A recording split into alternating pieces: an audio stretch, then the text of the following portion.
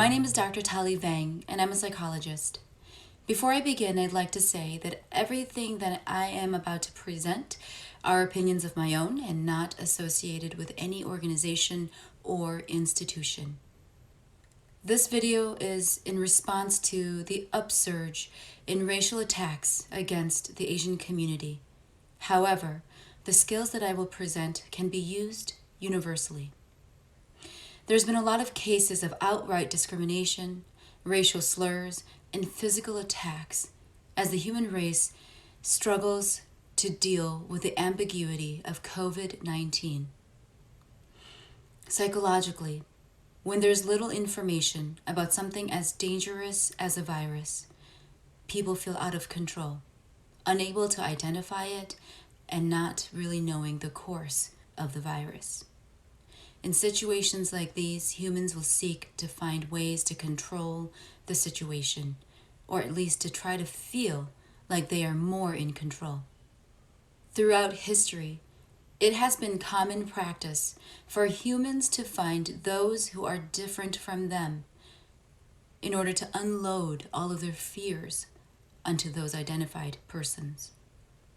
During the AIDS pandemic, Africans and the LGBTQ community were used as scapegoats for that fear.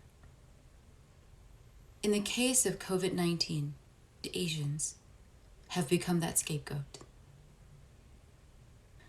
Which is why this video is necessary to help disarm racism. Many have asked what they can do if they were to be faced with a racially charged attack. The aim of this video is to give practical steps that are psychologically informed in order to disarm racism and racial attacks. I would like to present 3 different scenarios and give some tips in these different cases. The first scenario is if you are the targeted person. Before I begin with the first scenario, I think it's important that I share some background information. Back in 1964, a woman by the name of Catherine or Kitty Genovese was only 28 years old when she was murdered outside of her apartment. The astonishing thing was that there were several witnesses to her murder, but no one did anything. The psychological study of human behaviors suggests that in the case of Kitty Genovese,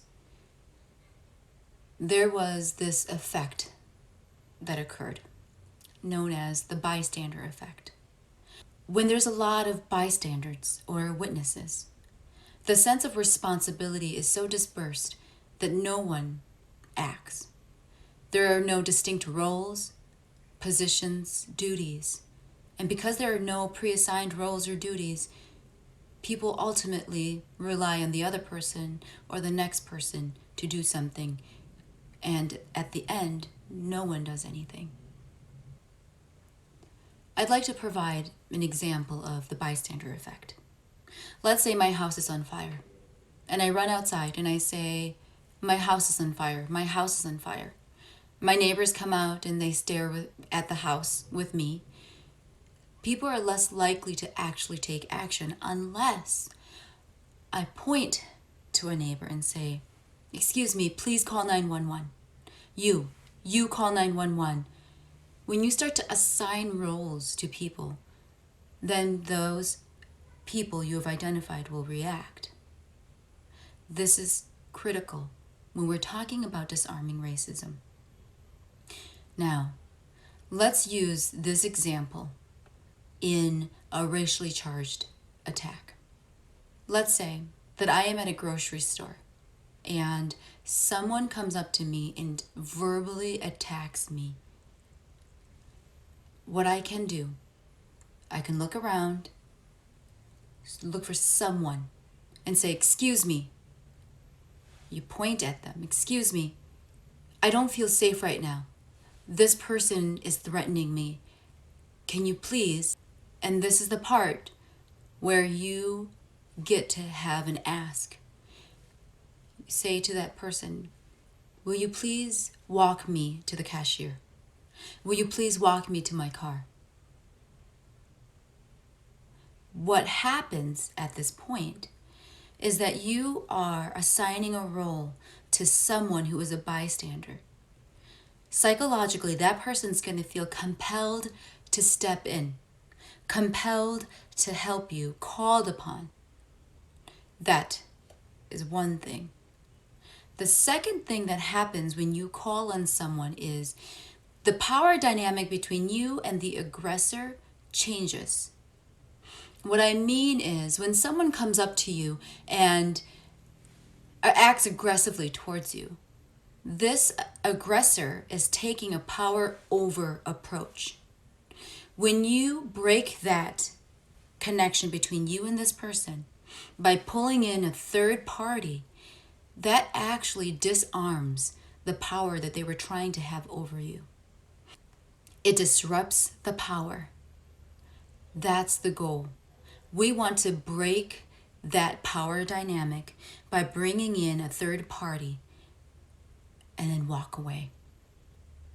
This is a skill that you can use to disarm someone who is being racially aggressive towards you.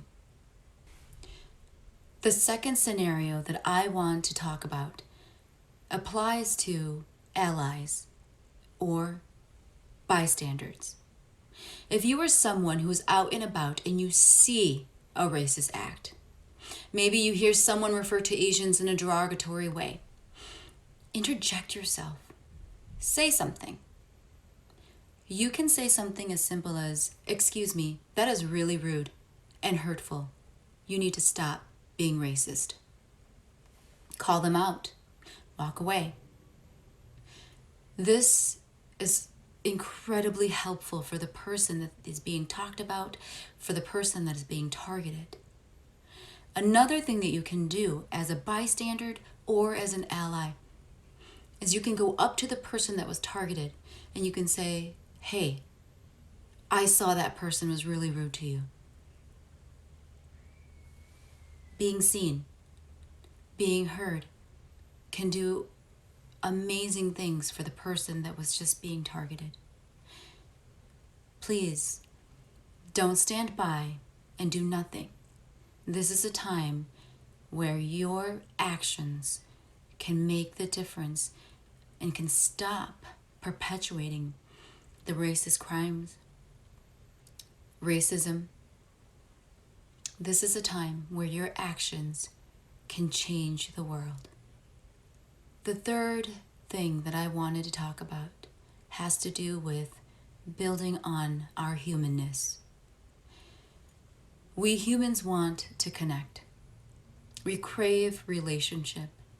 And during times like this, in times of uncertainty and fear and anger, suspicion, it is incredibly important that we connect with one another. Find ways in which we are similar and build relationships, build bonds. Wave hi to someone when you're out and about. Be warm and be kind. These simple gestures can go a very long way.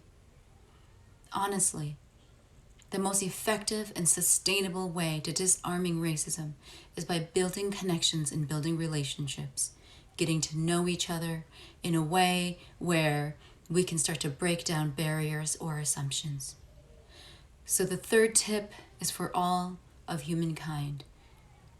Continue to be warm. Continue to say hello. Continue to look for similarities. And challenge yourselves to be kind during this difficult time. Thank you.